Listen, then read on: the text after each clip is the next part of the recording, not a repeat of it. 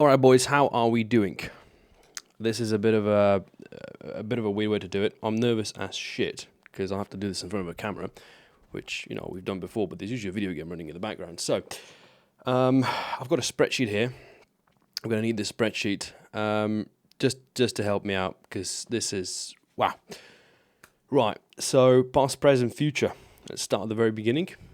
It's been what 2-3 years since I've sort of quit that game. And it's been a really interesting journey. So to take you back to 2019, 2019 was a big year for me because two things happened. I chose a career or a profession, and number two, I started working on myself.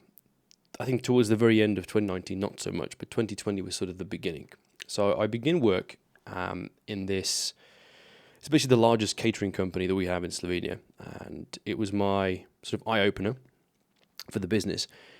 I really, really enjoyed working there, and I worked in 3 different locations they had. The last one I thought I was going to actually stick to up until last week. Now, what you have to understand is that the world of culinary, or gastronomy, or whatever you want to call it, is a world that requires constant learning. Right. I guess it's sort of like War Thunder in the sense that, there's a new patch that comes out and you gotta get the hang of it. So I was posed in front of this really, really, really important question, which was, do I stay with them? Do I go and try something completely different? Or do I veer off into an unknown? Sort of like in the movie Mr. Nobody, where it's a really good movie. People should watch that. Jared Leto, where he basically has to make a choice as a kid: stay with his dad, go with his mum on the train, or run away. Now, as things stand at the moment, I'm basically taking a 1-month hiatus. I've applied for a very, very particular job, which I'm quite excited about. I get to know the answers about that at the end of October. And until then, I thought, give myself some leeway, work on my thesis, and actually do an occasional stream. I'll get to the questions in the chat a little bit later because I wanted to get these things out of the way immediately because it's just so much easier to chat. So I was in this workplace for, I want to say, a year and a couple of months. I was in this spot. And basically what was happening is that back in June, I got a phone call from my boss, my head chef, and he said, hey, I see that you're trying real hard. I'd like to offer you a position of sous chef, me and another guy. And I was, on one hand, I was flattered, but the other hand, I was really confused because I know that you can't just, grow so quickly. I would say for myself, I need about 5 years of experience before I can get to a position of sous chef. If you don't know what sous chef is basically you have a head chef, sous chef, chef de parties, so meat prep, fish prep, sauce prep. That's the classic French brigade consists of. So I get this phone call, and I'm thinking, man, this is a wonderful opportunity. And I was dating this girl at the time, and obviously she was proud of me and everything, and I start working really hard. Right, so month of July goes by, and my friend had his so-called testing phase, and he gets promoted to the position. And August comes around, and it's supposed to be my testing phase, and there's no communication between me or the head chef or the bosses. And I was starting to get a little bit fishy. I was starting to get a little bit worried. And we ended up having a meeting among all the bosses for pay raise. So basically all the people that work, everybody who's there, came in and they started doing the sort of conversation about, who's going to do what, how much cash is going to be flowing out. And I have my chat, and the big boss doesn't want to talk about money. So I was being a little bit confused, and all sorts of red flags were coming off, and I was feeling like I was put into this position where I'm being promised something that might not fully pledge out. The time comes, I finally get my supposed agreement, right? So like my first proper employment, there it is. And I'm looking at the numbers, and something doesn't add up, right? They're offering 2 different types of pay. Not happy with the numbers, so I go in the back, and me and the kid, we start chatting numbers. We start looking at the actual opportunities because there's 2 different agreements, and we come to a conclusion that it's just not worth it. that I'm being offered the same amount of money that was being given to a guy that came 3 months ago, right? And has less responsibility and less capability and just generally doesn't give much of a fuck. I don't blame him, not for that money. So I made a decision on the spot that what I was going to do is going to talk to the big boss, and we're going to have a little bit of discussion. And from that point on, I think the communication among the people who work there started to really fall quite drastically. So what we did is everybody in the kitchen put their heads together, and we started to sort of come up with some stuff that we wanted to talk about, right? All the things that were bothering us. And it all too much reminded me of the time when me and a bunch of content creators and top-end players in War Thunder tried to communicate to Gaijin, right?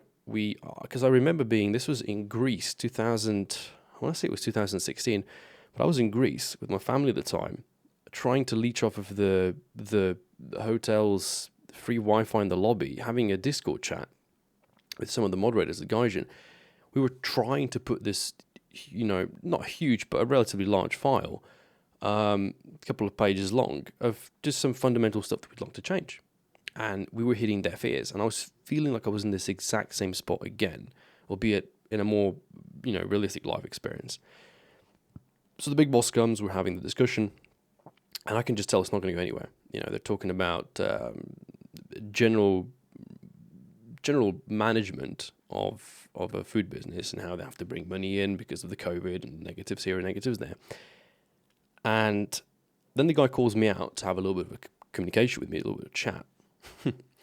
And he accuses me of discussing my pay grade with other people. And this is where I snapped. This is where I was like, look, sorry, honey, but, whom I talk about my pay with is my thing. And there's not a goddamn thing you can say about it. We got into that argument, and I was like immediately, like, there's no point staying here. The food world is too vast, it's too open. And for the past couple of days, I was actually looking on Netflix. There's this brilliant show called Chef's Table, and they were doing a whole series on pizza. And as soon as I saw that, I was like, that's it. If I go back to the culinary world in a month's time, I'll go to a pizza place, a top-of-the-line pizza place, work with dough, work with Italian ingredients, learn some new skills, right? Meet some new people. I started taking life a little bit differently, in the sense that, when one door opens, when one door closes, another one opens. You don't have to necessarily feel like an opportunity was closed behind you. So that was basically the experience that I went through. And at the moment, I'm entering this sort of feeling of monk mode almost. I just want to close some of the stuff down, want to reduce the amount of things that I'm involved in, and focus primarily, number one, on me, my physical and mental health, because this year saw me go through a lot of sicknesses. There was a lot of ruffling and stuff. And I feel, and I might be wrong in this, right? I'm not a spiritual person and stuff like that, but I do feel that your body physically tells you what's wrong, and your body mentally tells you what's wrong. These two work in correlation. Back when I was in my most, this was really well explained in that, how gaming addiction saved my life. I always felt like physical pain could replace mental pain, right? That it was sort of superior in some regard. But I feel like when your body feels physical pain, there's some sort of source that can be related or correlated to, a mental outcome or a mental source. And so what I've noticed, funnily, when I was looking back at my life, I had 3 major relationships. And every time the relationship ended, it wasn't so much that, that the other person did something wrong or that I did something wrong. But factually, there was something I had to change about my life, right? And this could be anything. The first relationship, for example, really influenced the whole growth of Twitch. I found this community here, and it all sort of started. And it was amazing to see how you could turn the energy that initially is sort of negative into something extremely, extremely positive. The second relationship saw me actually choose culinary world. And this third relationship, which ended recently, funnily enough, I'm still not entirely sure if it was a good idea, but I think it was sort of a balance between end the relationship and the job you're working at, because they both cannot exist at the same time due to the schedule, due to the work hours. But again, that's something I'm going to be reminiscing over the course of the next month or so. The triple C, this is an interesting one. So I've written down some goals for 2023 because this year for me, 2022 was sort of a weird year. I feel like I didn't get much done, not where I wanted to, and mainly it's, for example, cycling. Cycling is one of the C's that I love doing in my life, and the problem that I feel is when you're working weekends and you're working 12 hours a day, long hours, you don't get the time not necessarily to train, but to actually attend races. And so being on the mountain bike, all the races are happening on Sundays usually, and you're working on Sundays. Unlucky, can't compete. So I would dearly love to have a work schedule or a schedule in general that allows to go to competitions, that allows for that competitive side. Because what I felt I was missing, and I still am, is the thrill, right? Now, back when I was gaming, the thrill came from duels. The thrill came from, sort of grinding, almost, you could say. Because, when you're working that top 1%, trying to be like the most efficient player or whatever, that sort of contributes to that. Number 2 is cooking. And I felt like if I was going to stay where I was not going to progress. I was going to stagnate, right? So stagnation is where you sort of, you start growing. We're going to do this the other way. So you start growing, and then you just stay at a certain level. And that sucks. It sucks seeing that you're not getting better and better and better. Now, inevitably, there is a cap. There's a ceiling. You can't just, this idea that, what is that expression they always use? Sky's the limit. Well, not really, right? Ceiling is the limit. But, and the third one was, funny enough, it was chess. I don't know why, but I found it streaming. The only thing that I could still do that was entertaining enough was actually streaming chess. It was going out there, and you're able to play music. You're able to still kind of challenge your brain, and do something a little bit different. So, towards the end of the stream, I hope that we can put together a schedule for the next week, 2 weeks, 3 weeks, a month, and I can do a mixture of these chats. We're going to do a little bit of Q&A. We're going to collect some, obviously this is going to go on YouTube as soon as we finish. People are going to ask some questions there, and those questions will hopefully be addressed in the next episode. And then if this gets any kind of traction whatsoever, I'd also love to have people on, have conversations, dwell into everything from cryptocurrency, which I'm quite interested in. That's the third. That's actually, it's not the triple C, it's the quadruple C. I have to add cryptocurrency to that. As of recently, got very, very, very into cryptocurrency. I'm interested where it's going to go. And focus on the journey, not the destination. Thank you, Psycho Chicken. This is a really, really good point to make. Focus on the journey, not the destination. I see this, so many people make this mistake, which is sort of, focusing on, I guess this would be also a good argument for career versus job, right? Because every career is a job, and not every job is a career. Because a career is something greater than a job. A career is you saying, I'm going to stay in this field, and I'm going to sort of, you could say that a career could be being a gamer, theoretically speaking. But the journey is very, very important, and you have to enjoy the journey. If you're going to do something, hate the journey just so you can get to a goal, it's going to be quite disappointing. But I think what we're also paying is the short dopamine release. All these things that, TikTok videos, Instagram Reels, YouTube Shorts, pornography, Reddit, all this stuff, it gives you constant dopamine, and we're sort of influenced by the idea that you have to go and you have to get quick dopamine, and that's going to be good for you. It's not necessarily the case. And I feel like life becomes unrewarding to a certain extent, and you can see this in so many things. At a certain point in my life, Wolfender became uninteresting. That became unrewarding. It was like no matter how much more tanks I was going to unlock, or how many more planes I was going to spade, or how many more skins I was going to grind, it didn't feel like I was adding to a thing. Like I was adding to this greatness. There's even a point that I could make in dating. It comes to a level where it's like, I don't even want to date women anymore, because it became boring. Because it's just another date. It's not going to go anywhere, right? Might get laid, might not. No passion involved. No, yeah. So the thing that's always been triggering me deep in that noggin somewhere, was this idea that whatever you do has to contribute something, so that when you finish the journey and you enjoy the journey and you reach the destination and you look back, you've not left a wake of destruction, but rather you've left something nice. And I always say this, what means so much to me is when people reached out to me on Instagram years after, they were like, hey dude, you helped me get over anxiety, or you helped me get over depression. Even if it's saving one person, that means the world. That's a really strong gesture to say. And I want to experience that again. That's sort of the problem. I always want to experience that. And I was playing with this idea yesterday when I was putting together the elephant video, which I did quite quickly.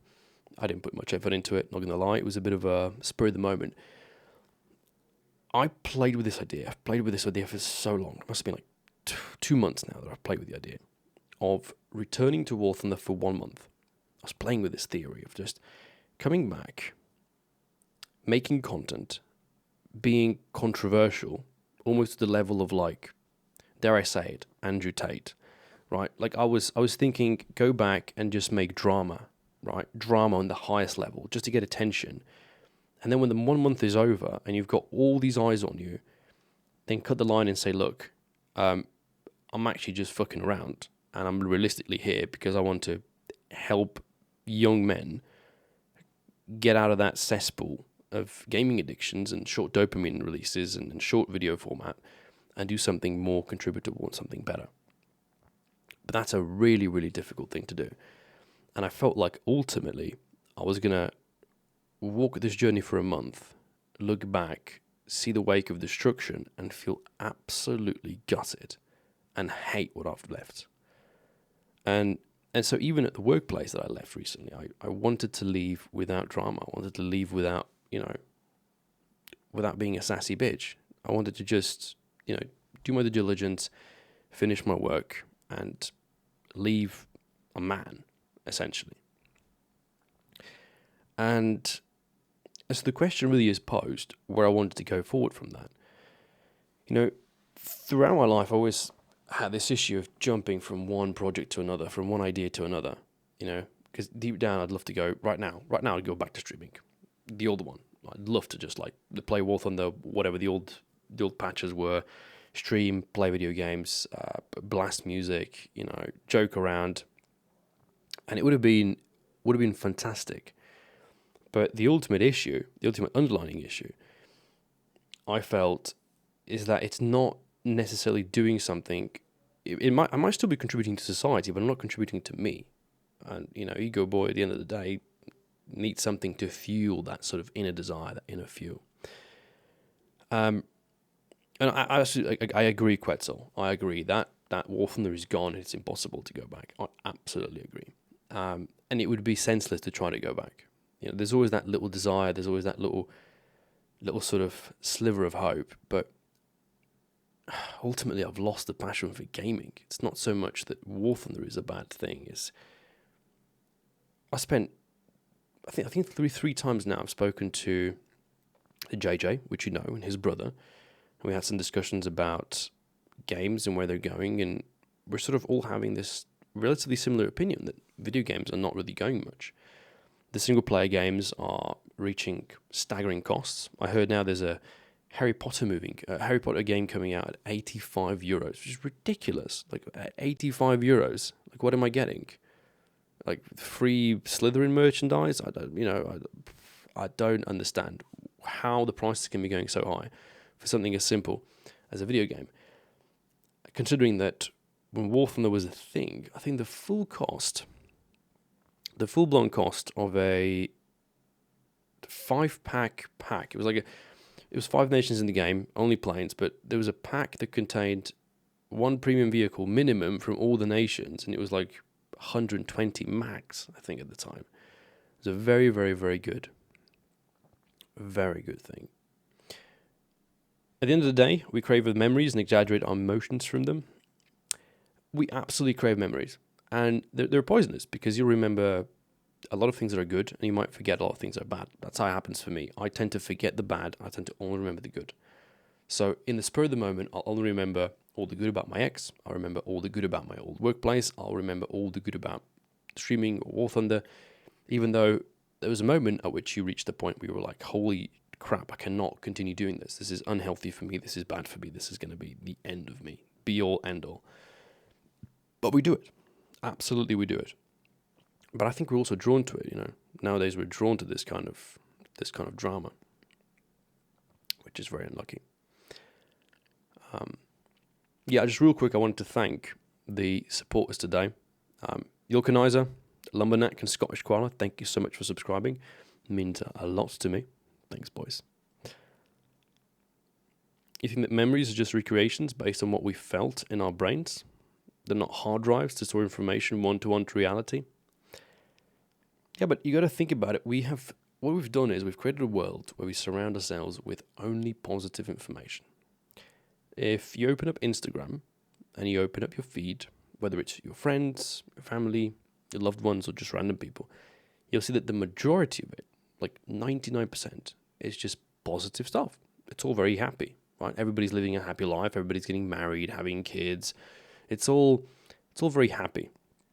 You do get the occasional sort of story which is posted, which is a bit of a rant, or maybe somebody has something to say. And it's not to say there aren't people that stir up drama on social media, because obviously they do. But the majority of what's posted is trying to say, "Hey, look how amazing my life is," and nobody really wants to talk about the bad. And I think it also creates a loop. And the loophole that we created is that people can't really talk about their bad stuff, right? Because when you're surrounded with all positive information, you're less likely to actually go out there and say, listen, I've got a problem. There's something bad that I want to talk about. There's something inconsistent I want to talk about. Because you're putting yourself into a really weak position and you don't necessarily want to do that. Which, meanwhile, the news and 99% death and despair, that is a really, really good point. That's a really good point. But there's a reason for it, right? Because if you're a news channel and you have a choice between, say, horrendous death of XYZ person versus, hey, somebody famous got married, what's more likely to get views, right? Drama, shit happening, people shooting people, that's what makes clicks. And this brings me to, YouTube, and this is why I had, and I still have this huge problem. I have a huge problem in my life with empathy. I don't have it. I feel like I don't have empathy for people. And it's made dating difficult. It's made life in general difficult. There are benefits to it for sure, because, you can be more sort of brute and direct and more rational and realistic.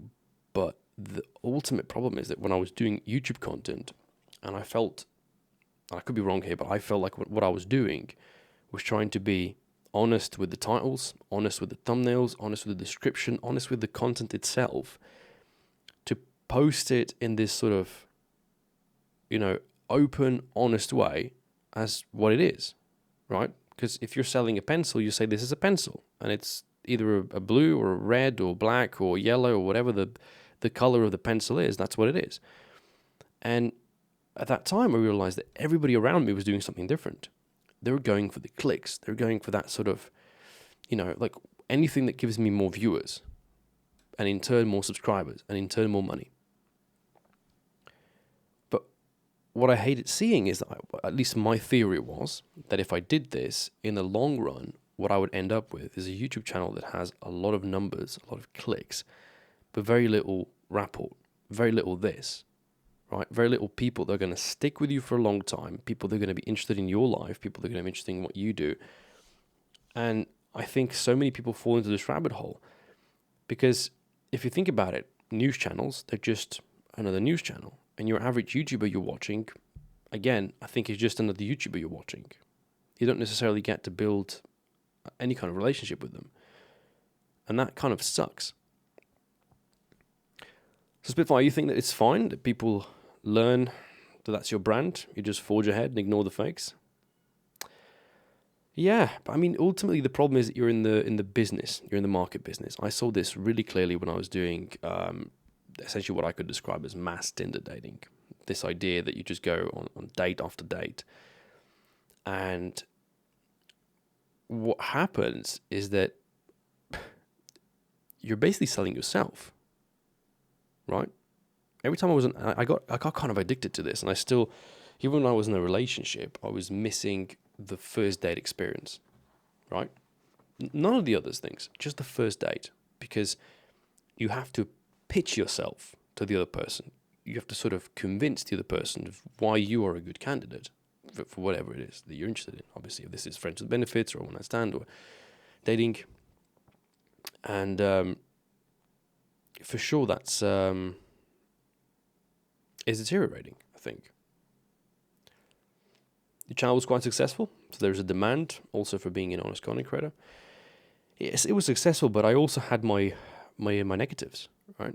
I was very offensive to certain groups of people because I'm a disagreeable individual. I love disagreeing. That's one of my favorite traits. Like, no matter who I talk to. The other day, this is a great story.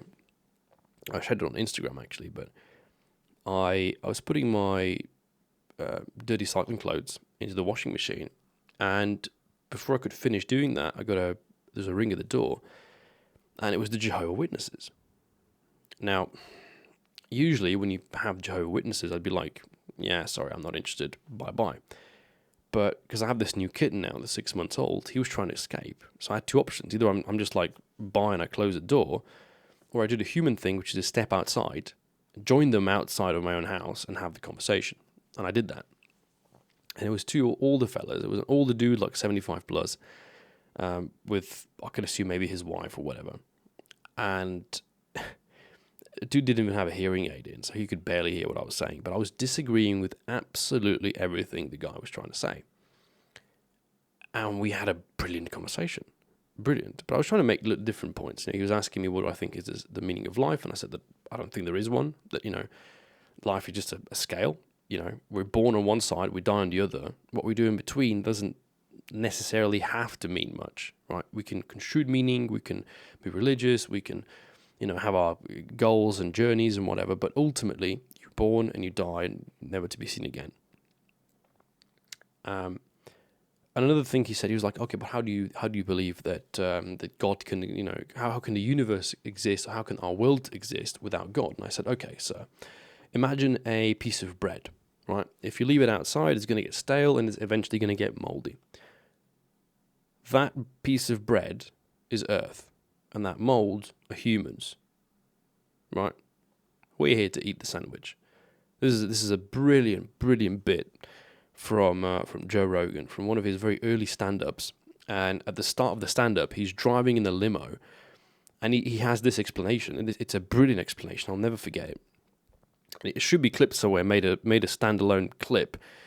But essentially what he says is that he feels like humans are like the bacteria on a bread, right? And if you're flying on an airplane past like Chicago or Los Angeles or New York, right? And you see this mass of buildings and skyscrapers, that's that mold on a bread, right?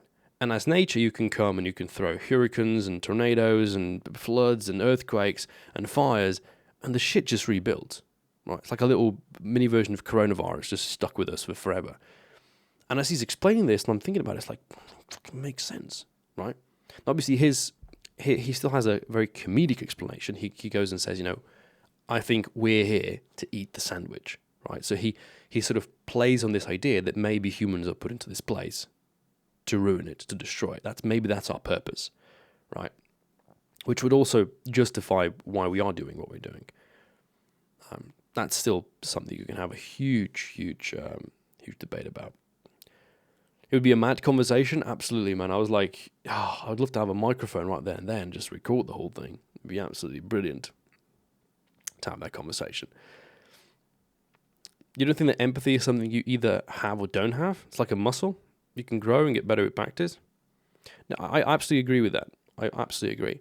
Because I used to have a lot of empathy. And then I think throughout late high school, when I was learning more about the world, and for sure about that time of era. I mean, you're a content creator. The majority of your viewers are, I always say, they're 12-year-old American kids, running around with mum's credit card, just being offensive because they're anonymous and they can be offensive. And I sort of developed this deep hatred for people just because of their ignorance, because it's either all about money or it's all about power and whatever. And just try to be a person.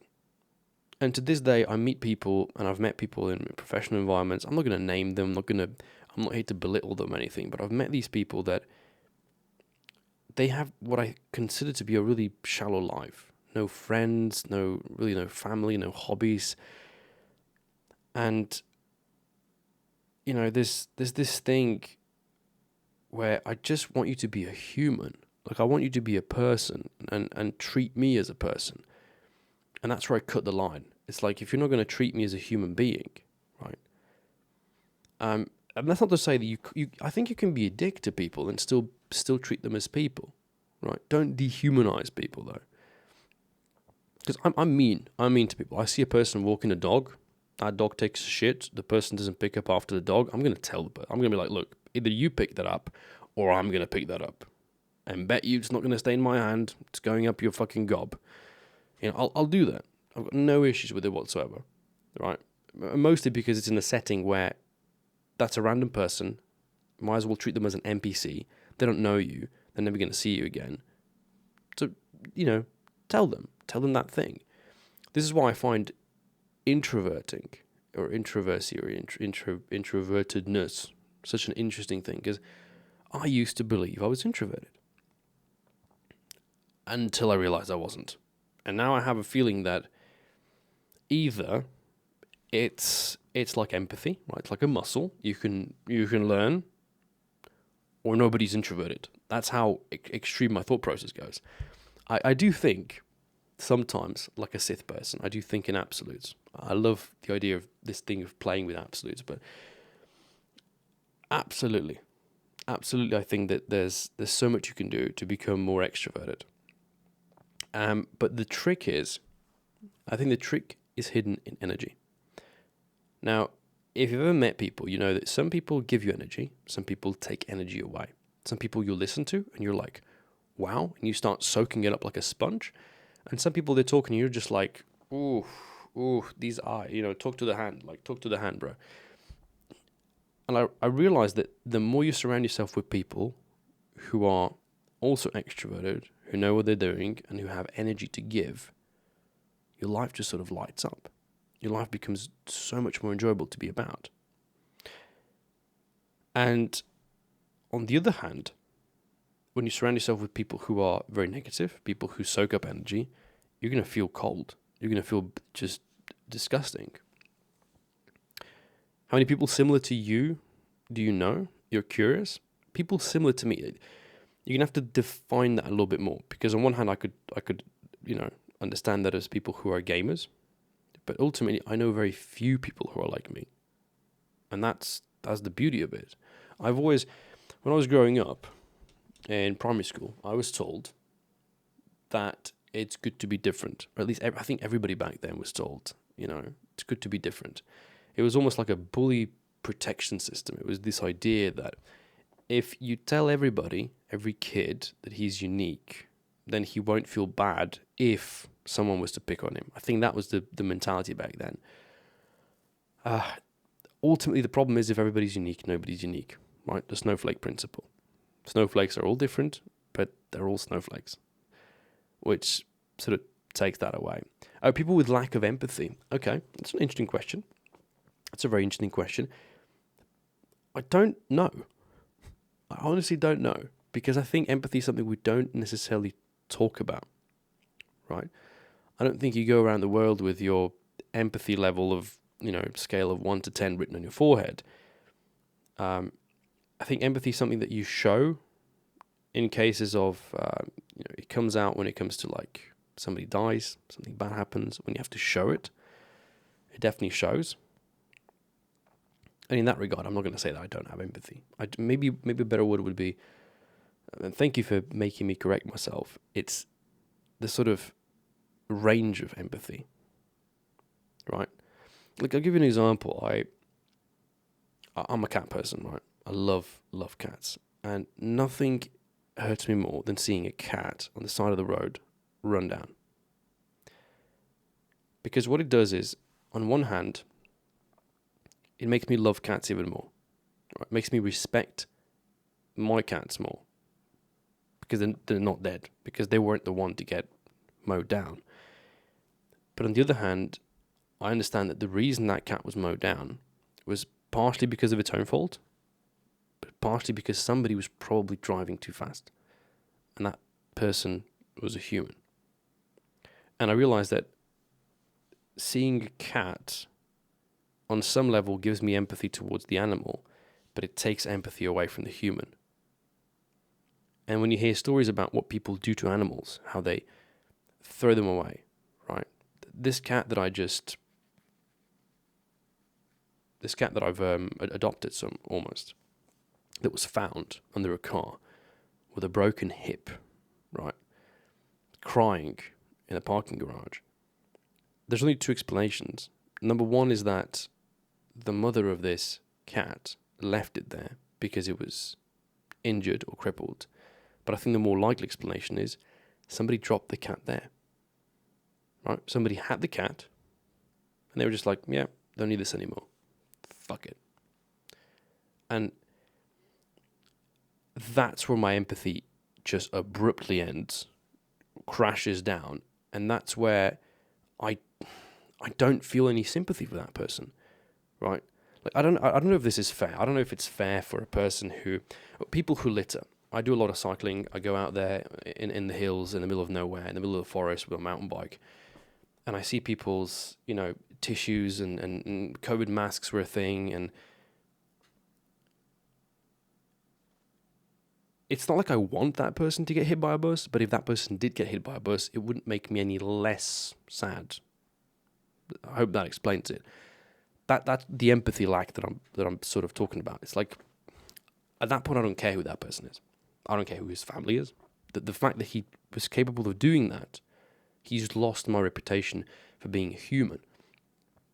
And this is where you again, because I'm thinking in absolutes, because I'm thinking in extremes, I start thinking, could you put a system in place where a person who does that, right? This is China level of controlling your people. But if there was a system put in place who could figure out, hey, this person was doing illegal littering and threw, his old garbage from his old kitchen in the middle of the forest, this person is now dehumanized in my eyes. I would sign that immediately. Is it more about respect? I don't know if it's respect. Slow, but I really don't know if that's just. I think it's just common courtesy, right? It's a common thing of being a human. Just today I was riding. I came up to the top of this hill. There's a massive parking lot. All these people, they come with their huge gas guzzling cars, park them, and then go for a stroll in the forest looking for mushrooms or chestnuts or whatever, right? Or they just go have a meal at the top of the restaurant at the top of the hill. And there's this guy who's standing in between two bollards, blocking the way for me, smoking a cigarette. And just as I was about to pass him, obviously he didn't get out of the way, so I had to really scoot and lean myself. And just as I passed him, I could see how he just threw the leftover cigarette on the ground. And there's a trash can not 10 feet away. And my mind just starts going almost goes angry. It almost goes it's not that I want to just tell him, go put that into the bin. It's like you start making leaps because you see one person do it and you see another person do it. And this meter of hatred towards these type of people starts to climb. At the end of the day, I'd love to just slap him across the face, right? He wouldn't know what the fuck happened or why that happened. But it's, just be a human, just be a bloody human. So it's, I agree. It's something unacceptable. It's something that should not be happening. It reminds you of a guy that you watch jaywalk 10 feet away from a crosswalk. I mean, we all jaywalk, right?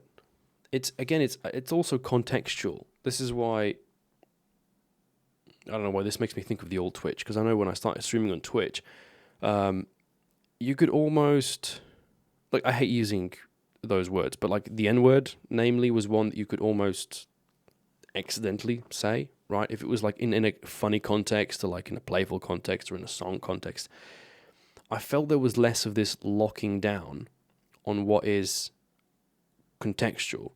You walking 10 feet away from the crosswalk, I don't mind if it's not hindering somebody else, right?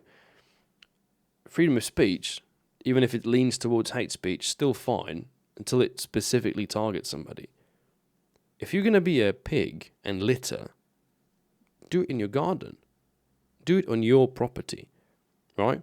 Go to America, go to Texas, buy a huge ranch, right, with a forest and a lake, and then you can throw the shit there.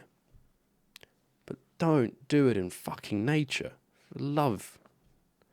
That's the frustration. A man should live to be an agent of order. Living as an agent of chaos is one of the most evil things a man can do. Yeah, but there's one quote from one of the best movies of all time that brilliantly captures that. Some men just want to watch the world burn. Right? And ultimately, since empathy is something you can learn and unlearn, you can also learn and unlearn morals and ethics. These are human only learned attributes, right? So if you live life like an animal, you realistically wouldn't care about those things. You theoretically would not care about whether or not you're littering, about whether or not you're, causing harm to somebody else, because why would you? So there's this, contextual problem again. What does it mean to be human? Where are the limits? Where does a person just stop and go like, oh shit, I've done something wrong? Because that's the most difficult thing to do. I've been in my life so many times in positions where I had to like stop and think and be like, fuck, I think I might have been the asshole in that conversation. But it's hard to do. And, if you go to school, very few schools will teach you how to argue. Fewer schools will teach you how not to argue with your emotions. And this is what people do so often, right? People will have their emotions mixed into the argument, and you will go nowhere with that discussion. What I love people who are open, people who are able to be like, okay, so I disagree with you, but you've made a really valid point, so theoretically now I agree with you. We have something in common. Let's focus on that. Let's work on that. Let's develop that. Let's get to a point where we're both like, yeah, bro, this works. You can totally agree with you on that. One of the favorite rock formations from my childhood has been defaced super heavily with graffiti in recent years. Just makes you sick. Like, I don't mind graffiti. If it's on an old train, yeah, I don't mind it. It adds some color to that, grey, oxidized surface of the metal, right? But there's good graffiti and there's bad graffiti. For example, I was blown away. I was in Rijeka in Croatia. I was actually there quite a lot throughout this year and the end of last year. And on one of my cycling trips, I found this house where the entire facade on one side was just painted with pictures of cats. And I stopped, I took a couple of pictures, and I looked at it, and I smiled, and it made my day, right? And that's graffiti. But it was a good kind of graffiti. It wasn't the whole and I can even understand gang signs. Honestly, if you live in a particular city, I guess it reminds me of GTA San Andreas, but I can understand gang signs, right? I can understand, another great one in Croatia was football clubs. So an entire area will be just covered with flags of or the logo of that football club, because that's just something that everybody there is into.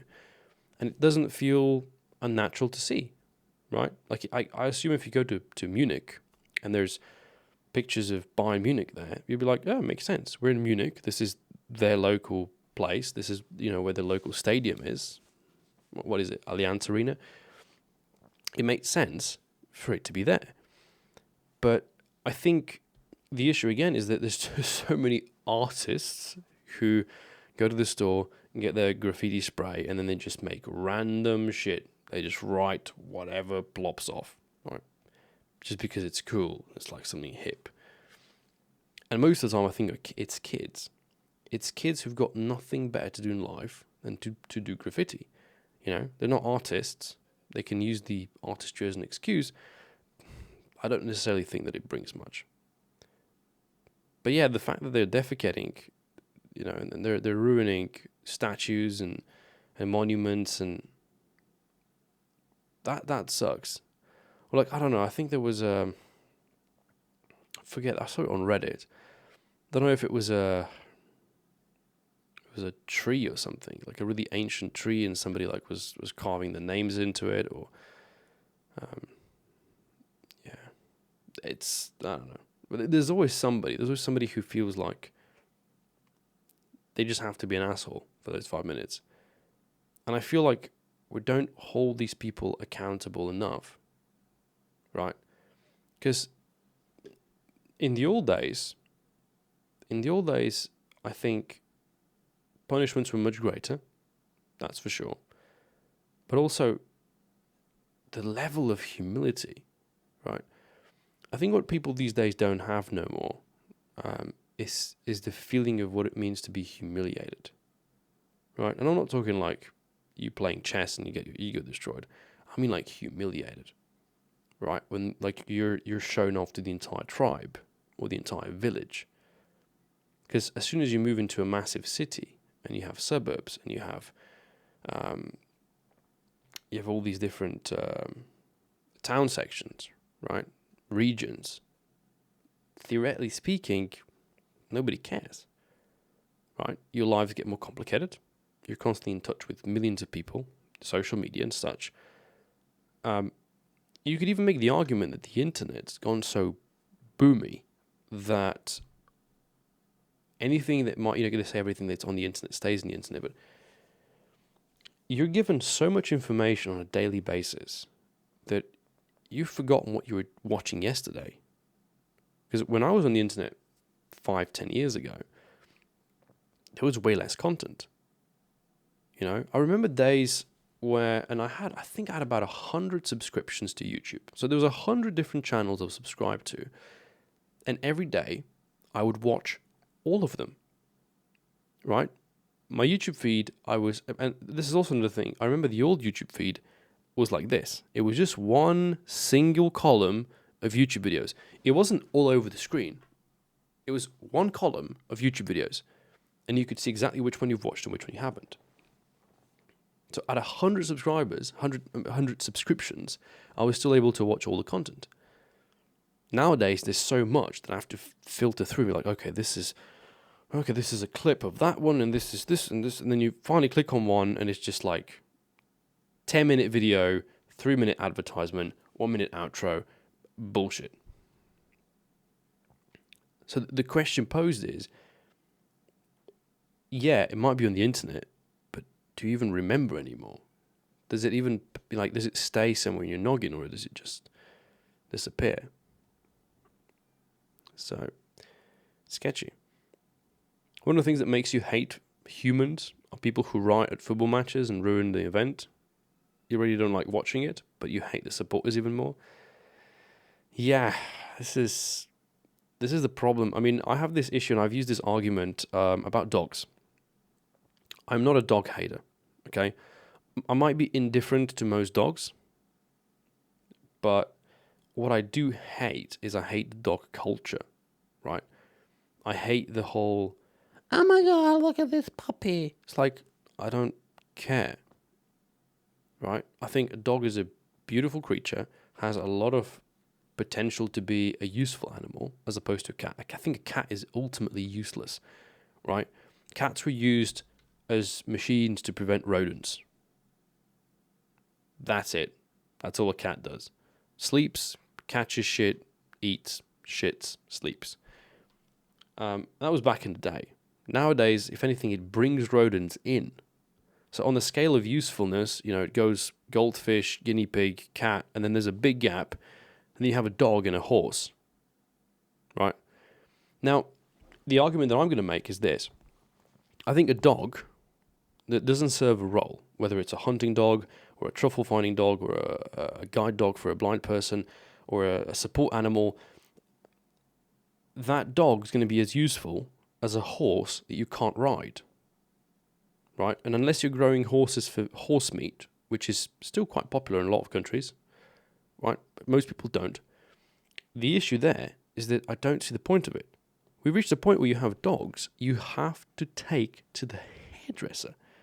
I don't even go to the hairdresser. I cut my own hair, right? But the hairdresser, that I'm going to have an animal that serves no purpose, and I have to also take it to the hairdresser so it can look cute. That is sick. But ultimately, we've done that. We've crossbred dogs so that they look like whatever that dog looks like, right? So,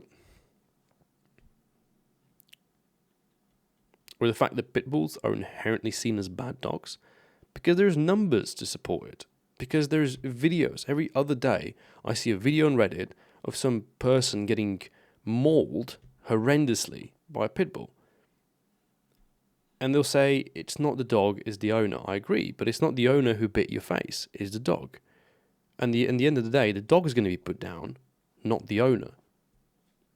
If in these situations, I love thinking in these absurd ways, but if there was a bad owner, and that bad owner has a pit bull, and that pit bull mauled a 12-year-old child, right, or killed them straight up, don't put down the dog, put down the owner then. If it's the owner's fault, why are you putting down the dog? I mean, you can go into these extremes, but it's crazy. It's crazy. But yeah, people have done that. They've bred a breed of dogs for fighting. You can't be surprised they're going to do that. Underlyingly, a dog is a descendant of a wolf. And an animal is still an animal. People have lost this idea that just because we're humans, we control. One of my favorite podcasts of all time was between Joe Rogan and Mike Tyson. And it's Mike Tyson explaining how he realized how fucked up in the head he was from all the cocaine or whatever he was doing to have a tiger as a pet. But the truth is, if you look like Mike Tyson, and you are Mike Tyson, and you pull fights like Mike Tyson, and you take drugs like Mike Tyson, then yeah, you feel like the alpha human, and you're going to be like, yeah, I can have a tiger as a pet. You can, until that tiger kills you, because it's a fucking tiger, right? In any other circumstance, it would be like, what the fuck are you doing? But because it's Mike Tyson, it's like, yeah, I guess you could, right? It's having an animal is a huge portion of responsibility. You got to take care of that thing. If it's a dog, take it for walks, pay for the training. There's so much cost also associated with having a dog that people don't think about. It's like having a kid, except that with a kid, you also have some there's benefits for people. If you have a kid, the country can then subsidize some cash because, let's say you're a single parent or whatever. And then, poor people will have the tens of kids because it's free money, essentially. They're not going to give you free money for having an aggressive pit bull. Country's not going to be like, oh, I see that you're poor. You have an animal that has a tendency of being aggressive. Let us, give you money because you can't afford it. Why do you have a dog? So people cling to the idea of the blank slate when it almost never applies. Both animals and humans have a nature. It's often brutal and nasty. Society with a moderate barbaric nature. Blank slate is a brilliant, brilliant thing to talk about. And I know where you brought it from. I know the community where you brought it from. It's a good community. But blank slate is really, really bad. I've always looked at humans as animals. I know that humans have animalistic instincts, that we have desires and passions and ways that we do things. And there's no changing it. And it would kill to change those things. It would kill to change what it means to be a man, what it means to be a woman, what it means to be a cat and a dog. Right? Because can you imagine a dog meowing and a cat wooing? It would not function.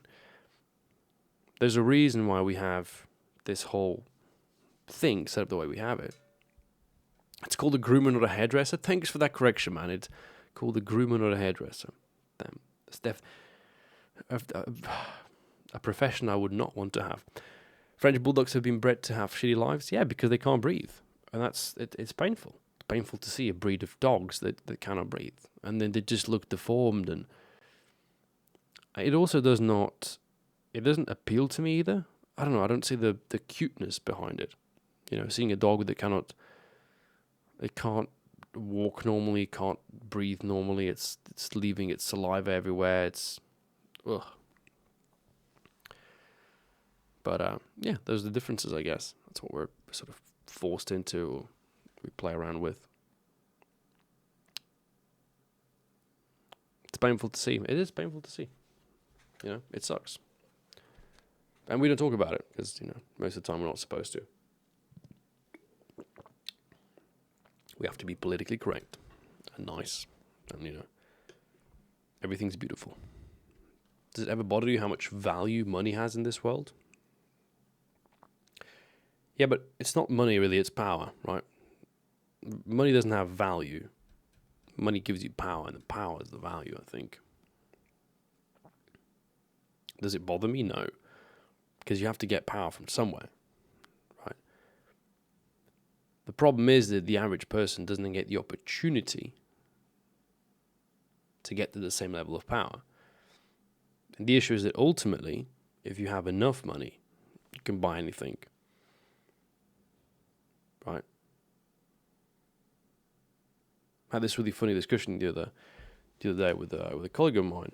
You know, like, how much money for you to be gay? There's a limit. How much money for you to do anything, really? You know, want to jump off from a balcony? You'll do it for a certain amount of money. You'll do it. Everybody's got a price, which is the sickness. It's bad. So, yeah, underlining that's the case. We had to debate one more thing. We had to talk about the schedule. We had to talk about the schedule for October here. Because what I'm going to do is I'm going to put this video up on YouTube as soon as we finish the live stream. I'm going to see what people reply to, and then I'm going to do one or two things. Either I'm going to delete everything, or I'm gonna run this as a weekly or a double a week show, something like that. Have a conversation, depending also what, you know, people ask us questions and so on. Because I'm quite curious what people actually want to know more about, what their obligations are. Oligarchs jump from balconies. Yeah, well, the problem is that money doesn't inherently give you happiness. You know, money doesn't inherently make you a better person. It doesn't give you meaning, if meaning is something that you're after. But I feel like a lot of people just end up being quite sour. You know, they work their whole lives to do a career. They get the career. And then they look back at their life and they're like, holy shit, I've missed out on so many opportunities. I didn't travel, I didn't meet new people, I didn't try all this food. And then it's too late. There's a lot of fears that we have. And that's why I want to spend a month of my life just sort of getting back to the roots of things. Working out, meditating, thinking, just evaluating everything, figuring out what the correct way is to proceed. You mean delete everything? No, I'd never delete everything from YouTube. Never would do that. But YouTube has also been a bit of a scapegoat for me. It's been a bit of a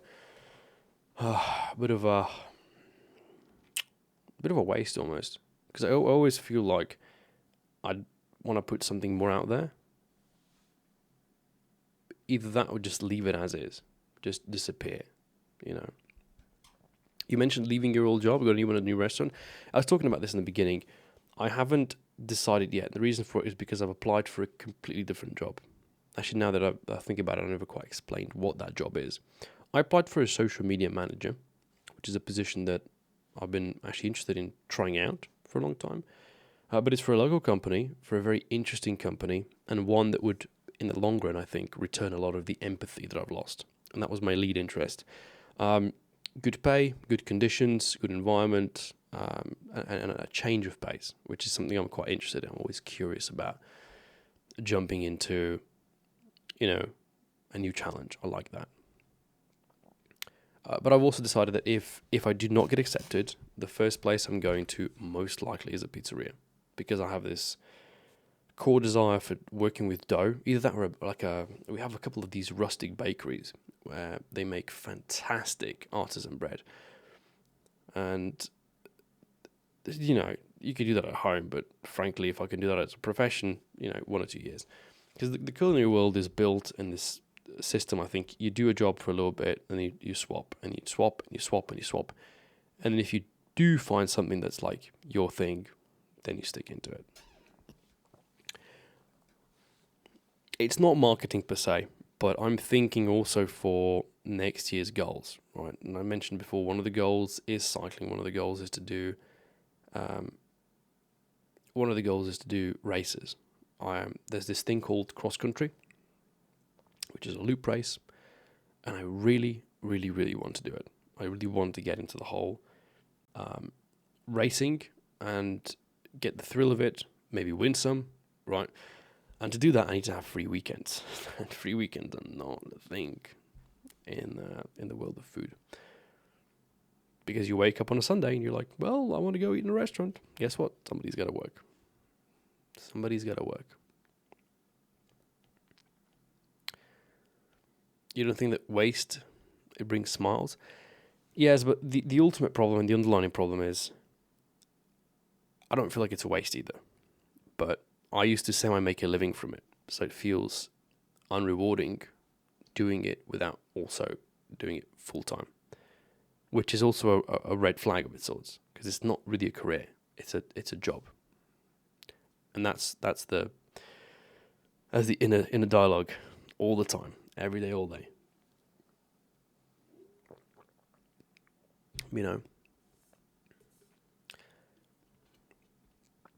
I understand that. I understand that you'd be happy with whatever content rolls out, but content takes time to make. For me to make a video using a GoPro, I have to figure out the settings, do a bunch of recordings, upload it all to the computer, edit it all, right? That's money. That's time. Time consequently is money. That could be better spent doing more productive things. Unfortunately, I started to respect time a lot more. Specifically, I was in a relationship for the last, I want to say, year, and I was traveling a lot. I was driving a lot because she was studying like 130 kilometers away, and you have to drive there and you have to drive back. That's a lot of time spent on the street. It's a lot of time spent moving. And if you then add to that time you're going to spend editing and creating content, which might entertain a few people, might get a bunch of people to just unsubscribe because it's not something they're interested in. I think it's not the greatest of ideas. I understand what you're saying, Slowig. I completely understand. And I too have I have this repulsion to social media, because I too have thought for a long time now of just getting off of everything. I've thought of even removing Instagram, just disappearing off social media, just living life as is, focusing on none of that. And maybe it'd be fun to try it, for a month or a year. But I'm also chasing happiness. I'm chasing the dream, chasing that sort of next thing. And I'm stuck in a bit of a gutter at the moment. I felt that my levels of energy have gotten down. I feel like there's a lot of things that are left open that I haven't finished. It's almost like I've, opened 12 different books and read through 30 pages, but they're all left unread. And it's my duty to start by picking up a book, finishing it, closing it, and moving on to the next one at a time. Because ultimately, I think deep down, the stuff that I love the most, the stuff that I'm most excited about, they're also counterintuitive to what is currently popular. You know, I'm a fan of long form video content. Everybody around me is a fan of short form video content. So ultimately, I think I'd be most happiest if I could talk to people. This is why I wasn't so against working in a kitchen, because you talk to people all the time. You're always having a communication. You're always sort of, oh, here's a new coworker, blah, blah, blah, get to meet them, The favorite guy I've met was from the Philippines. His name was Randy, and he was a dishwasher. Absolutely love the guy. I'm going to miss him. Just such a down-to-earth kind of person. It really makes you appreciate culture, because just something entirely different. Really. A really unique individual. Ultimately, right now, again, what I want to do in October, I'm going to work on my thesis, finish that, get one book out of the way. But because I'm going to have some free time in the evenings, I want to do a little bit of streaming, and I'm 99% certain what I want to do is blast good music and play chess. Because that's really the only thing I've got left that interests me. It's the only thing that I can do on stream that at the moment is creative, in the sense that I'm actually learning something, challenging myself with something, and it gives you content. I don't really think there's much more than I can offer than that. The only thing that comes to mind is, again, having conversations with people, bringing somebody in as a guest, having a full-on podcast. But that is something that I want to hear from the community. That's why I'm leaving this to the comments of the YouTube video and just seeing what people think. They're going to throw some ideas out there, and then we're going to figure it out. Would you consider teaching something on YouTube? Yeah, but teaching them what? I have this issue with teaching. I'll tell you what it is. I adopted a philosophy. I adopted a really, really important philosophy in 2020. That's when it started. That's when I began. And I said, okay, starting from the 1st of January, I'm going to live life differently.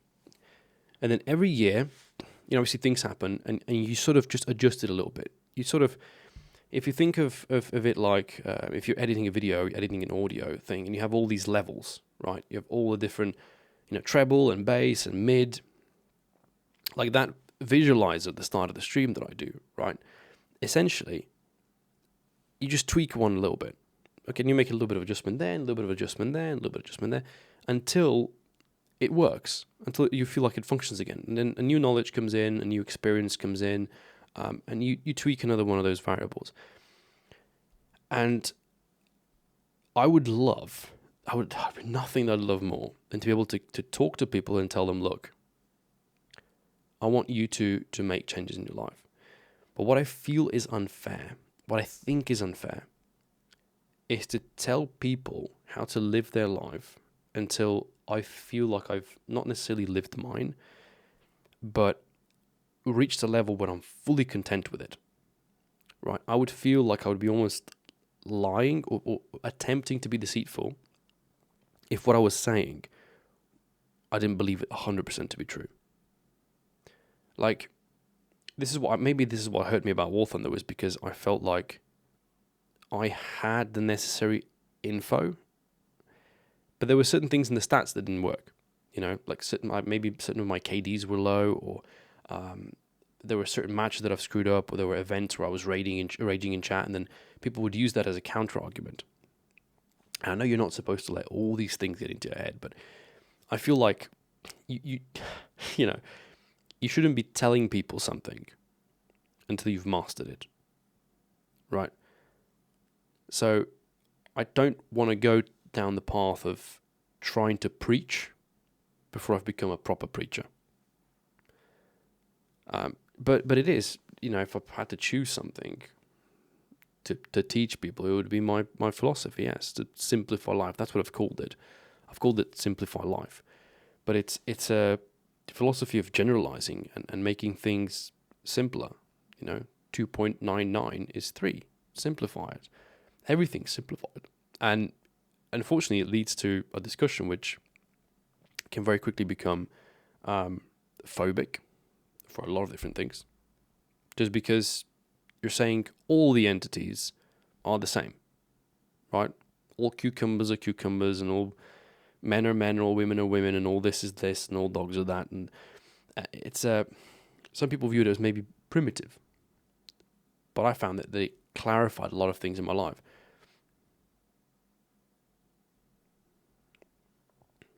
And that was the emphasis, I guess.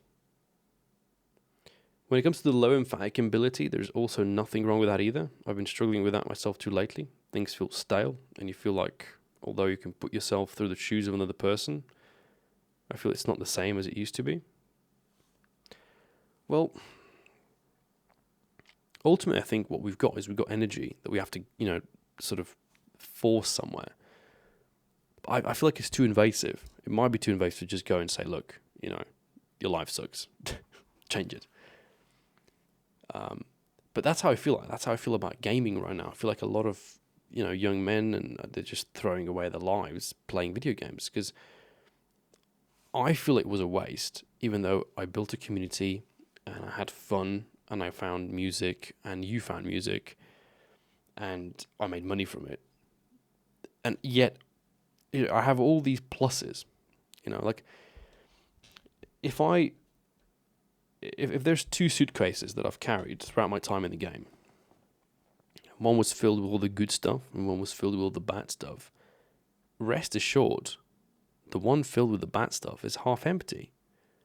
But when you draw the line at the end of it, you look back and you think, well, there's a string attached to that suitcase. And there are suitcases behind there you're dragging with you, right? That suitcase needs other space. It needs some stuff from other portions of life too. So it is a challenge. It for sure is a challenge. But, that's one of the things I've learned to sort of appreciate. I always keep saying, if everything was easy, then everybody would be doing it, right? If it was easy to, be the best at running, everybody would be the best runner, right? That would defeat the whole challenge behind it. The whole idea that you have to work out and invest and train to get to a point where you can say, well, now I've really accomplished something. So I'll have to think about it. But ultimately, I've also stopped caring about a lot of things. I've tried to stop worrying. But there's a gut feeling. There's been a gut feeling in my, well, for as long as I can remember, actually, for a lot of things. And I try to eliminate the gut feeling from entities that I'm sure are the case. So, if I'm in a workspace and that workspace isn't working out for me, and I start getting the gut feeling that maybe it would be better if you left, then it probably is better that you left. But then sometimes you also get gut feeling for having left something, and maybe you'd like it back. And so the question is posed, how do you evaluate? How can you put yourself into this third person? Because what you have to do sometimes in life is almost like take your body, pull it out from the back of your head, right? Have it be behind you, staring down at you. You almost want to put yourself into a different person, observing what you're doing, what you're saying, and think, he's on the right path, he's on the wrong path. That's what you want to try to do, but it's insanely hard, right? It's insanely difficult. Jen, thank you for supporting the channel, man. 59 months is a mammoth achievement. Thank you, dude. I really appreciate that. So yeah, it's difficult to make these decisions in life. It's difficult to say, okay, there's this future I want to join. There's this. For me, I've always had the fear of missing out, right? This idea that, and maybe it's best explained in relationships. I don't know how many of you have had this, but you're in a relationship and you would rather be single. Then you're single, but you'd rather be in a relationship. And you're sort of, but what do I want? And I'm always trying to find the underlying problem. I've always considered myself to be a problem seeker. Not in the sense that I look for problems, but I look for the core of the problem. So when something isn't working, back when it was, I don't know, the game, right? We're talking about War Thunder. My sort of inner feeling, like what I was sent here to do, was to find why something doesn't work. And like, if we can fix the core of it, everything else will fall into place. There's a brilliant movie. Actually, there's two movies like this that I can think of. One is where they have to drill a hole. I forget what it's called. It might be called like the core or something. But they build this train with a drilling bit, and they're drilling into the core of the earth to detonate a bunch of bombs, like nuclears or whatever, so they can restart the core of the earth so that we don't die. And the other one is where they fly a spaceship, and that one's called Sunshine. Brilliant movie. And in Sunshine, they're trying to get to the sun and then fly into the sun and again throw a bunch of bombs into it so they can restart its rotation or whatever, the flares, so that Earth doesn't die. And in both cases, I feel like it's a brilliant description of what you're trying to do in life for yourself, in life for a business or other people's businesses. You're trying to get in there and be like, okay, but this is also a disadvantage, right? Because I've been in 3 different work environments under that same company when I was working as a cook. In the first one, I didn't stay long enough to really be able to find things that were wrong or that I would consider wrong. But in both the other ones, I immediately witnessed there was a problem, right? You would see all these things that the manager was doing wrong, and these things that the head chef was doing wrong, and the head service was doing wrong, and the communication was wrong here and here. And what you try to do is you try to sort of be light, right? You'd be like, try to do a little bit of this, and it is the exact same thing that I think most of us did on YouTube. We were playing this game, some stuff was bad, some stuff was really bad, some stuff was great. And so you make videos and you sort of try to point those problems out. And you say, okay, look, I like this and I like that, but I would make this tiny adjustment here. And nothing happens. And then you try it again and nothing happens. You try it the third time, nothing happens. At this point, that anxiety starts to build up and you're like, and you burst. And you go like, okay, but now I'm gonna just throw all the shit at the table. Right? Now I'm gonna sit you down and say, look, this thing you're doing is rubbish. And that's where you have a clash. You have almost like a conflict. And yet that's how I've always preferred doing things. And this is why I would have an issue, for example, trying to be a teacher, which is what Scottish Growler pointed out. I would feel unjust or incapable of just being like, look, you're doing these 5 things great, but there's one thing you have to change, right? I feel like I might be a little bit too aggressive and be like, you know what, you're doing these 5 things wrong, and this 6th one is rubbish. And that's too much for a person to take, because it's too much, even though it might be constructive, it's still too much information that's coming in. So ultimately, I think you have to find a lifestyle that works for you, and you get all these things to sort of click, click, click, click, click, and then it becomes better. And I believe in the snowball effect, which I think works both ways, unfortunately. The snowball effect really just tells you that something starts to function, all other things also start to work. In 2020, we were hit by COVID, and okay, some stuff was pretty bad. But that is when I started training. That's when I started like really riding my bike, really putting in the hours. And I noticed that with every day, I was growing stronger. I was having more appetite, not just like literal appetite, but appetite for life. And I was feeling less and less depressed. I was feeling less and less sad, less and less emotional, less and less, distraught. And it just kept going up. And then things start to accumulate. It's like another good thing happens, and another good thing happens. And it's a brilliant feeling. But it works both ways. Right? Something bad happens, and another bad thing happens, and another bad thing happens. And some people, I'm lucky that I didn't have this, but some people have their closest ones, parents, blame them. They're like, well, Now, ultimately, yes. Ultimately, you are the reason why things have failed. Who else is there to blame? What? Who am I going to blame that, shit didn't work out with War Thunder, or shit didn't work out with an ex-girlfriend, or shit didn't work out at work? Who else is there to blame but yourself? But if your entire life, early life, when your brain's still developing, you're being told, you're the one who fucked this up, that can make that person really have a hard time evaluating it, right? Because they will just feel like a failure. So it can be a really, really unfortunate chain of events for some individuals, and it can lead to a really, truly distraught and bad life. And there's psychology behind this, and I get so quickly pulled into things, but I love that part where this reminds me of good single-player games, right? Like The Witcher, where you open up the game and you're instantly just like sucked in, and you could spend hours reading on it. And I've had the same effect happen to me now in cryptocurrencies and a certain podcasts or longer form videos that I open, and they just suck me in, right?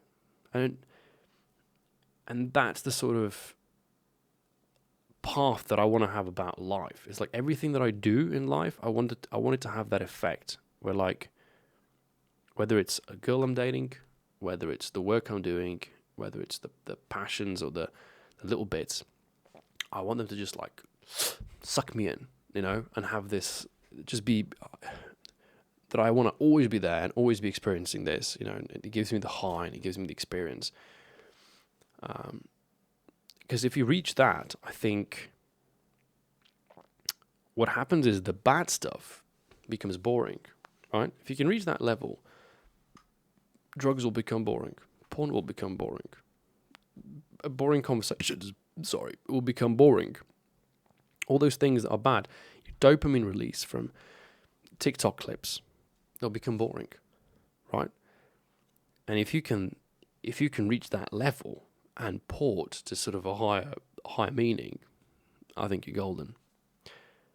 But we're also taught by society, day in and day out, and this is getting worse and worse, people are being taught to look for happiness. They're being taught to be happy all the time. And we're going around the world thinking, why am I not happy?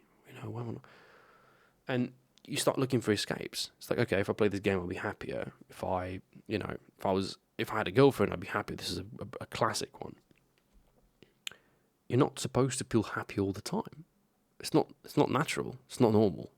Can you imagine if every person in the world right now for the next 24 hours was just happy? It would be scary, right? You'd walk into the bus in the morning, everybody's smiling, everybody's in good mood. Scary. It would not be natural. One of the brilliant things is the rule of 3. So this is to do with working out, but the rule says 1/3 of the time you should feel great. 1/3 of the time you should feel like meh, nothing special, and 1/3 of the time you should feel like dog shit because you're working out, because you're doing something that's not comfortable, right? The illusion is that everybody's being happy when many are just pretending. Yeah, because we almost have to pretend. Every social interaction you have to pretend that you're interested, or every time you meet somebody, you're like, oh yeah, nice to meet you. Yeah, I'm really interested. I'm really not. But we've been taught, that we're not always supposed to just say what we feel. And this is where I find it funny, because I'm one of the people who tends to be I lean more towards tell it to you straight and soak up the consequences, as opposed to pretending and soaking up the consequences. I'll tell you what I mean. This relates, for example, to our situation at work that happened. So my old workplace. Nobody in the kitchen was happy. Nobody in the kitchen really was happy with how things were going. There was constant conflict and arguing and yelling and just a bad work environment. Now, as a worker there, you have 2 options, right? There's a meeting coming. Either you, A, speak out your mind at the meeting and risk offending somebody, which could make continuing work problematic. Or number 2, you do nothing at the meeting, you pretend there's no issue, and then continue working in an environment which you don't enjoy. Either way, right, your outcome is bad. But the mentality people have is that if we don't speak out on it, they can't hate us for it, right? People want to be neutral. People love being neutral, right? And this is why it's funny, because if you ask people whether they're like conservative or leftist, there'll be the majority. They're trying to be like, oh, I'm somewhere, like maybe I lean a little bit one way, maybe I lean a little bit the other way, but I'm sort of in the middle, right? I'm like, people never want to like. One of the questions I loved doing when I was dating, when I was doing this mass dating fest, I would ask girls on Tinder, are you a cat person or a dog person? And the majority of the responses was, I'm more of a dog person, but I like all animals, right? Like, wait a minute, no, because this is like night and day, right? This is how I think about it, at least. You're either a dog person or you're a cat person. I don't think you can necessarily be both. But the answer has always been neutral. It's like, well, I'm a dog person, but I like all animals, right? People want to just be neutral. And so nobody has the balls to lift up their arm and say, well, actually, I belong to one of the extremes. We've almost been taught that being, on one of those two poles is a bad thing to do. And I think it's pain, because ultimately what you're having to do as a person is always be neutral, always be in the middle, always be the sort of, I call those people chameleons, because they're like, if I'm not neither a dog person or a cat person, then every time I hang out with somebody who has a dog, I'm with them, and I'm like, and what they'll do is they'll do this, right? So I'm hanging out with a guy who's got a dog, and I'm a cat person, right? I'll just pretend to like his dog. But ultimately, I don't give a fuck about the dog, right? Like, I don't hate him. This is, something that changed my life was, I thought the opposite of love. So if you have, over here you have love. Over here, you've got indifference. You don't have hate, right? And then you have indifference here, and then you have hate here. And I'll explain this, because this is brilliant. It's brilliant. Let's say you're in a relationship, right? You're dating this girl for 10 years, married, engaged, whatever, right? And she cheats on you, whatever. She does something horrible, right? You don't hate her. You can't. I'm convinced that you cannot go from loving somebody to hating them. But you can go from loving to indifference, right? You become indifferent to them, right? What I also believe is that you could go from hating somebody, right? Like you meet someone and they're just a cunt. They're like an absolute cunt. And you're like, oh my God, I don't want to have anything to do with you. You're a horrible person. And then you talk to them. And they have an opinion on something, and you actually agree with them. And you're like, okay, I don't hate you, but I'm still quite indifferent to you, right? I still don't agree with 99% of the things that you live for or stand for. Now, can you make a leap from hate to indifferent, from indifferent to love? Perhaps if enough time spent. But absolutely do I not believe you can go from one extreme to the other. And I'm trying to find another example where a person can make that jump. Like another one of these opposites where you could go, right? Because what you can do is, let's say if we replace the word love with like, you can like and you can dislike, right? And I'll give you an example. There was this, I think it was a mango yogurt back in 2006, 2007.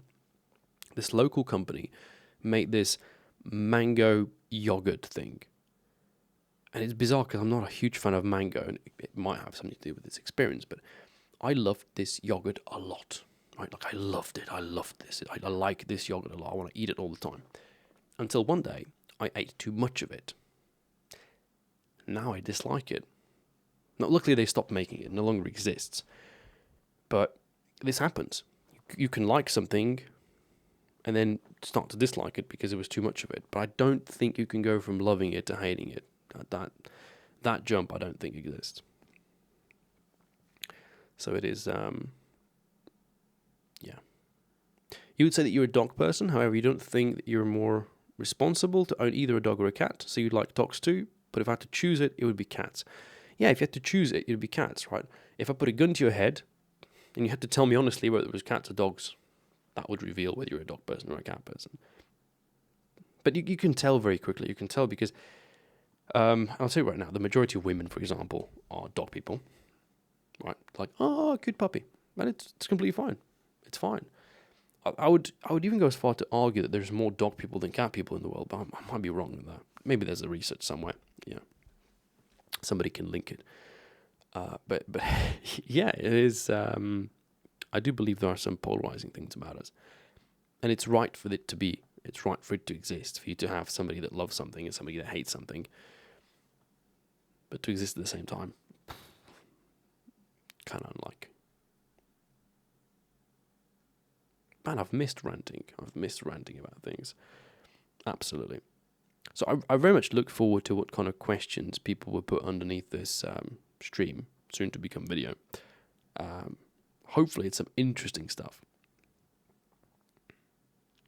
So let's talk about the schedule actually here real quick, because I've got a Excel sheet that I've been working on for a little bit. And essentially, I remember my old stream times were Tuesdays, Thursdays, and Saturdays from 7 to 10 p.m. CT. And that is roughly the time that I'll be prepared to do once more. Because that is, it's not a bad kind of time. It's evening, people are used to it. So I don't think Tuesdays, Thursdays, and Saturdays was a bad schedule to have. For sure, I'd love to have Mondays off and Fridays off because it just makes sense. So Tuesdays, Thursdays, and Saturdays for me was a really sensible type way of doing it. And those days would be pretty much exclusively chess or just classic times. But yeah, you can't promise you'll be around. It's 4 a.m. It's very difficult to catch all the times. And unfortunately, it's really difficult to catch all the times. This was a problem that I knew. People in Australia and Asia, they just can't catch it. Realistically, the best time to stream would be somewhere between, I want to say 9 p.m. and 1 a.m. my time, but I do not want to stream that late at night. So a decision has to be made there. But I think for the time being, I'm going to just stick to Tuesday, Thursdays, and Saturdays, just like we had it, because I'm used to it, used to saying it, and we can stick to that for a week. And at the end of it, we'll do a little evaluation. So what I propose is that we do Tuesday, Thursday, Saturday, and then either the Saturday stream is another Doom time, or that we do an extra stream on Sunday, depending on how the feeling is going to be. And we'll evaluate from there. So yeah, this has been an hour and a half actually thus far. So what I'm going to do right now is I'm going to give you guys the option to ask some questions, just to get a little bit more discourse going, because I think I want to do this for another half an hour. I think 2 hours will be plenty for a first timer. Plus, I have no idea how big the file size is going to be. I'm sort of winging this. I'm entirely winging this whole idea because I didn't have entirely a whole lot of time to set things up. So I'm going to let you pop your questions here. And then also, people who are watching on YouTube, any kind of suggestions for, if you want things to be moved, if you want things to be added, if there's like any... Twitch has all these effects you can have, logos, blah, blah, blah.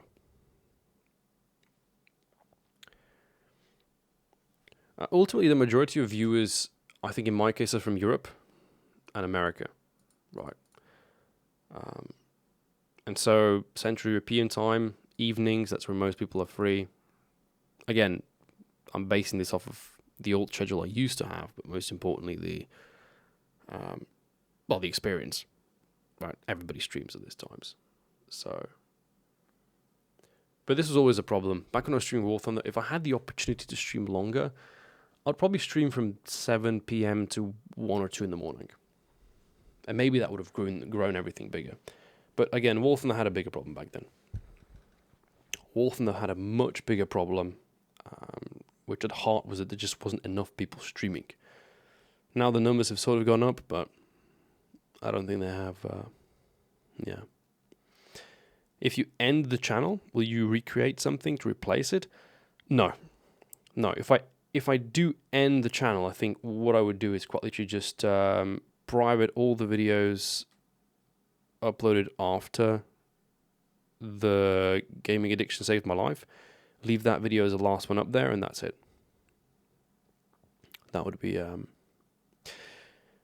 This is a really good question, right? So, generally wondering, where do you place yourself politically, if you're comfortable sharing that. It's actually a funny one, but I think what I am is, I'm liberal when it comes to being able to be debating, but I have conservative values, right? I think I'm actually very conservative, but I'm open to a lot of liberal ideals, but mostly the fact that I'm liberal when it comes to debating. Like, you can always debate stuff with me, and I'd love to see people pop ideas in and out. I'm also tough to debate because I stand behind the things I stand for ruthlessly, right? Because as I went through life, I trialed and tested almost everything that I believe in. And so, because that's the way I love to do it. I don't like the idea of leaving something unfinished. I'll try it, I'll test it. Once it works, like, this is it. I consider it a fact. And from that point on, and maybe you could make the argument that once I say something is factual for me, as it becomes truth and I internalize it, that I would also become emotional about it, which would theoretically make it a bad thing for the argument, right? Because when you're debating emotions and opinions, it's a bit of a problem. But yes, ultimately, I think I would say that I'm on the conservative part of the spectrum, but with a lot of liberal ideas, right?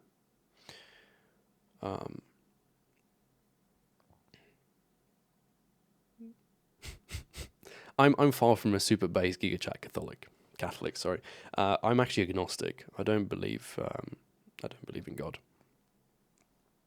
So is it? Yeah. But I agree. It's very difficult to debate. Very difficult to debate because people will put their emotions into it, and they'll try to yeah. But I guess that's the fun part, you know. You think the problem with War Thunder had is that War Thunder is just not a very watchable game for most people? I would disagree with that. I think the problem it is, maybe I'm thinking the wrong way, right? But if you open up any game on Twitch, you'll find that the top 20 of their streamers are all the best players at it, largely, okay? There are exceptions. There are large streamers that will play, some kind of, mini clip game, like something challenging but simple, like a mouse clicker or whatever. But the majority of games you'll open, all the top streamers will be the best players in the game. And the reason for that is because you as a viewer, what you're drawn at skill. What's boring to watch about War Thunder is the side climbing. What's boring to watch about War Thunder is all that time when nothing's happening on the screen. And the way that we countered that as players was that people didn't mind side climbing if you can keep them entertained for those 5 to 10 minutes and then give them the dogfight of their lifetime. The problem with War Thunder was, as the game was developing, we were having less and less of the cool stuff, right? There was a point where nobody was doing jet matches anymore. If you open up, I think most of it boiled down to top tier. So you're either playing top tier tanks or you're playing top tier jets. And viewers, if you want to grow viewers, sure, holding your player base is one thing, but if you want to grow viewers and you want to get more and more people, and you want to get followers, and you want to get donations and subscriptions and so on, then you have to pull in the newcomer. You have to pull in the guy who started playing yesterday. And he's interested in the stuff he doesn't have. That's why he wants to watch. That's why people say, oh, when's a dev server? Because they want to see the stuff that perhaps they can't get their hands on for months or years to come, right? They want the forbidden fruit. And that's the only thing they can get. So there was a lot of play. I mean, it's a huge sort of cesspool of variability when it comes to War Thunder and why it did or did not succeed. Funnily enough, I think for video content, it's good. I think if you want to do YouTube, and people have proven this, and 'cause I had a little look yesterday and today at War Thunder's community on YouTube, and it's massive. There's a lot of people right now making content. And, they're taking over the OG War Thunders, because, like, people like Baron left, and NTAC back in the day was huge. Flydilly hasn't posted in, like, 3 months. Slick B and me haven't been active. So there's new people that come in to take their place, and it's only right to do so. I think it's an enjoyable game to watch. I think it's a challenging game to make good content on. But the problem with streaming was one entirely different, and that is that for you to be good at War Thunder, to record it, edit into a video, whether it's funny or educational, not that hard. But to do it live, match after match, stream after stream, that's the hard part. It's difficult, because I remember going to these matches, and you would duel somebody you would duel somebody 20 times, and then lose once, and they'll be like parading how you're a loser, and it doesn't make sense, right? But that person can, and this happened. This was the example with Bookends, and I've spoken about this. It's a brilliant story, because the video he edited was marvelous, and I hold no ill will towards him. I think he's a great fella. But essentially, what he did was he took some stuff that I said out of context, and he took some matches that we had in a duel format out of context, and he made it look like I'm a idiot, basically, which to a certain extent I was. And to people who knew me and who knew how that matches went, it's obvious that it's taken out of context. But for the average person watching, it's like, oh, this is entertainment value. Streaming was hard. Very few people were doing it, and it was constant, things going on. But I'll always say it, like, if you don't believe me, there's clips up there where I was, dueling people 1v1 with one hand, whilst looking at chat and changing the soundtrack and doing song requests. And I loved it. I'm not complaining about it. Loved it. All I'm saying is that not everybody can do it. So for me, streaming's biggest problem is that you have to be operating at your highest point, at your highest level, in order for it to be, as entertaining as possible. And to ask of somebody to always perform at the highest peak and be entertaining, because I always felt bad. Like, I did a stream that didn't do that well. I felt disappointed. All right, so to give you the most controversial opinion in regards to food and why. I don't know if this one is controversial, but I hate sushi. I hate the idea of sushi. I hate the taste of sushi. I even dislike people that say sushi is the greatest thing ever. I genuinely don't understand it. So, yeah. All right, 2 more questions. I'll do this one because I like it. But you say you're a lean conservative, so you think it's a fair question to ask, what do you seek to conserve? I think in short, it's traditional values.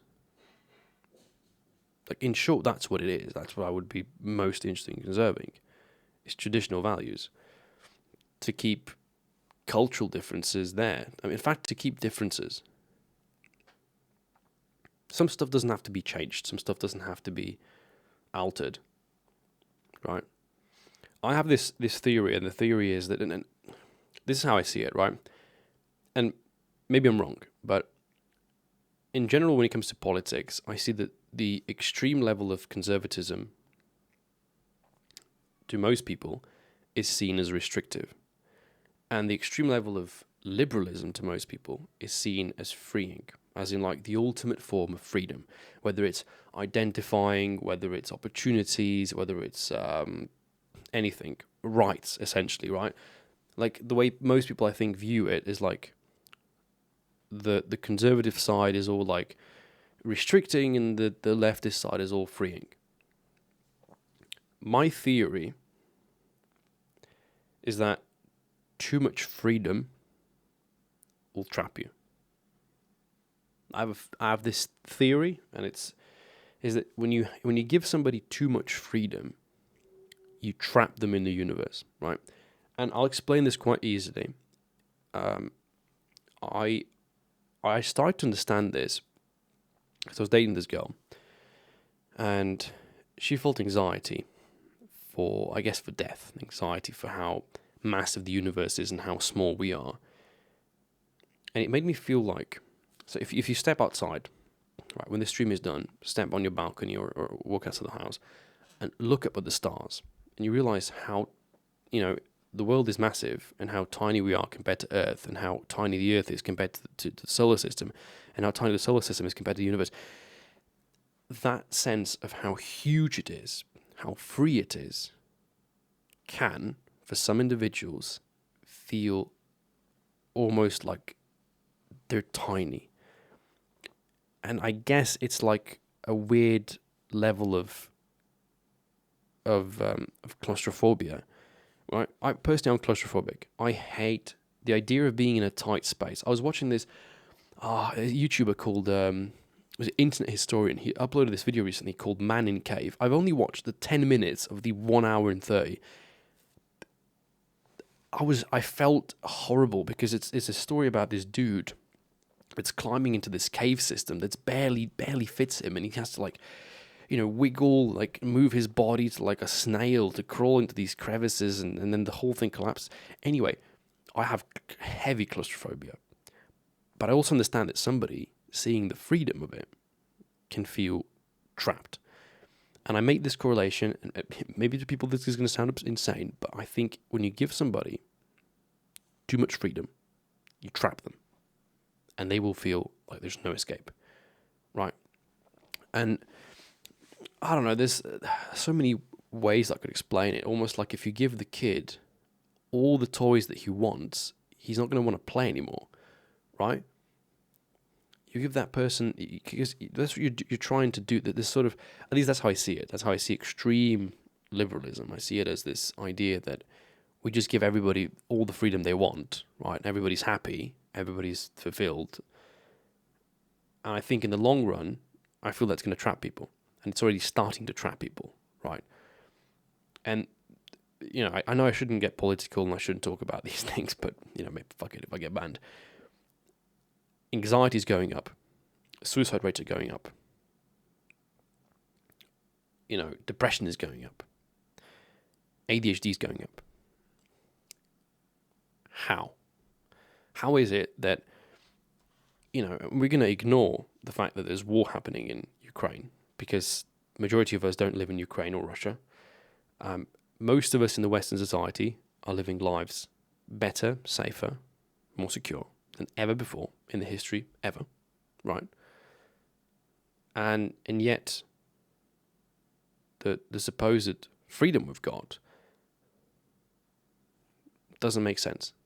Everything's better, but all these things are spiking. All these negative attributes of society are spiking, right? Something clearly isn't adding up.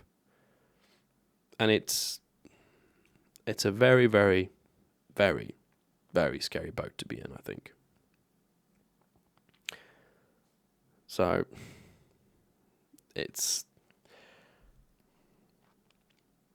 I had this really funny discussion, in fact, and it was on this topic, and I made the observation of BDSM, right? BDSM is a topic that I was very, very confused with when I got into dating, because I was a bit of a late bloomer, and I couldn't wrap my head around the fact, how is it that a woman would feel pleasure from being tied up and her eyes covered and, all this thing, right? Like 50 Shades of Grey idea. And then it clicked. I'm sure there's like a funky thing. Maybe it's called like the slave paradox or something. But if you take a slave, right, that slave is anything but free. But slave don't have to go to work, don't have to pay taxes, doesn't have to do this, doesn't have to, all these things that the slave doesn't. He doesn't get to do them, but he doesn't have to do them either. They're not part of his, he's not being constantly bombarded. He's got nothing, right? He's somebody else's property. In a weird way, that's freedom. I know it's counterintuitive and it might sound bonkers to some people, but I relate this back to BDSM, and I realized that it does make sense. when somebody allows, right, when you're in a partnership, you're, let's say, dating somebody, or you're hooking up with somebody, and that person is into BDSM, they want you to tie them up. You take away their freedom, you take away their responsibility with it. That person is now yours to use, quote unquote, right? Obviously, safety word and blah, blah, blah. But the idea is, you're actually giving them freedom, which is weird. But yes, it's relaxing because that person doesn't have to worry about anything in the world. They don't have to worry about performing. They don't have to worry about, saying or doing the wrong thing. They're just there. They're lying in your bed, tied up. And and when that clicked to me, I started connecting all these things together. And again, in my mind, I feel like, obviously, I don't want to say everybody should be slaves, even though in a way we kind of are, right? We kind of are. I think what we're slaves to a system. And now within this system, within being slaves to this matrix, we're now trying to give ourselves all the freedom, right? Isn't that ludicrous? Isn't that ludicrous? It's like, imagine locking yourself into the ice cream fridge, right? And then eating all the ice cream. Great. You get all the ice cream in the world. But you only get the ice cream. You get nothing else. And you're locked in that fridge forever. So you are in a little freedom thing. But it's, Fantastic. You asked me about BDSM when you started the stream. Glad the train of thought led you to it yourself. I think your question was, because I did read it in chat, it popped through. Was it your opinion of me on it? I'm actually not a huge fan of BDSM. I'll tell you right now. I'm a pretty vanilla person, right, with a couple of chocolate chips here and there. But I understand why it is appealing to people. I understand why 50 Shades of Grey was a success. I understand why among women that book and that movie is the thing of fantasies, right? Because you take away their ability to resist and you give them this freedom. And you have to think about it. But the more you think about it, the more you can start relating it to other things in life.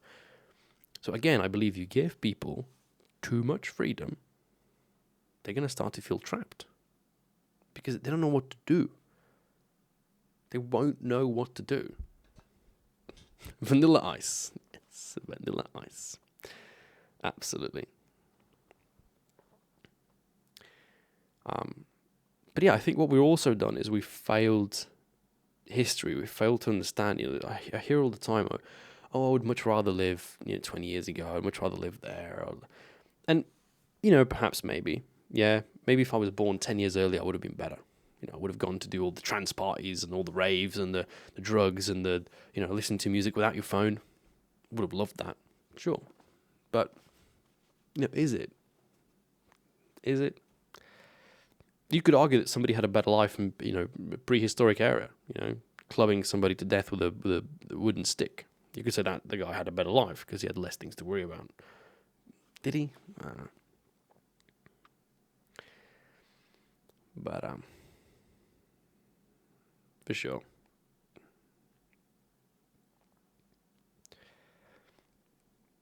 Even if it's more than just the sex alone, so the guidance and security you give, no, absolutely. I mean, look, intimacy in general is a sort of construct of trust among two people, mainly coming from the females, right? Because I always joke this, but I say, if you let's say you're dating on online, right, on Tinder or whatever, it's a woman's job to figure out you're not a psychopath, and it's your job to figure out she's not a catfish. It's really all there is. But absolutely, I agree. This is why I say I'm gonna make a weird connection here, Discardo, but I'm gonna say this. My favorite political system would be, it's utopia for sure, but it's a good dictator, a benevolent dictator, right? So what you're saying is, I give you all my freedom. Imagine you give all your freedom, all your rights to one person, but you trust that one person.